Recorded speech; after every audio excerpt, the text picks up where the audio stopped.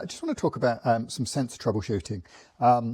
Occasionally, should a node go offline due to the fact that batteries haven't been changed and it's gone completely flat, when you do put new batteries in, the node comes back online, but the sensors don't always get recognised even though they're there.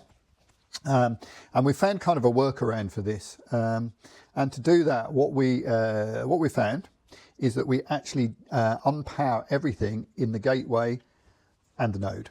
So to do that, we would take out the D-cell batteries.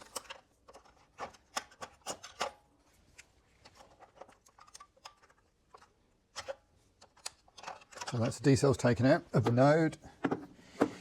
And then we would also take out the lithium battery. Now, sometimes that lithium can be quite tight.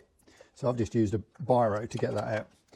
So that has now completely taken off the power of the node, and that's then completely dead. Nothing's going on there now. And then what I'd do is same on the gateway. So remove battery power, remove the comms and power cable into the board. And then what we do, we're going to leave that for about 5 minutes. So leave it 5, and then first thing to do is power back up the gateway. So what we would let it happen, we'd let everything on here come back. So it shouldn't get an EM mesh. You're going to get the cell tower and everything like that come on.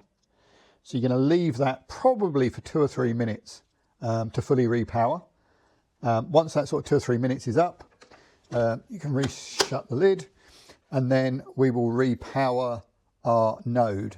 So give it a good few minutes after that's started. You want to just double check when you're putting the lithium back in. You can see that the plus is on the right hand side, so just match that up because you've not got many obvious terminals on this battery. So there is a little plus sign on the right hand side on the lithium.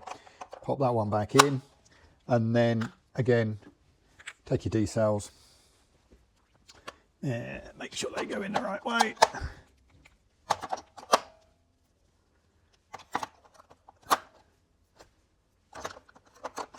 And then we should get power back on.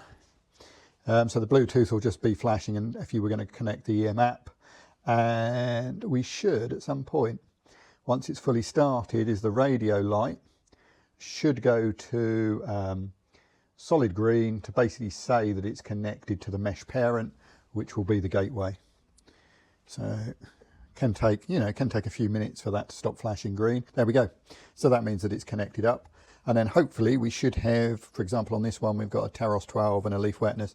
Those sensors should then reappear with live data back within the WeatherLink app or on weatherlink.com. You do need to give it maybe even half an hour for it to go through a couple of cycles. If you're on a 15-minute data plan, it's not going to do it straight away, so it might take 1 or 2 updates for all that data to start coming back through again. But that is just a quick guide to hopefully re-enabling any sensors that might go offline if your node has gone flat.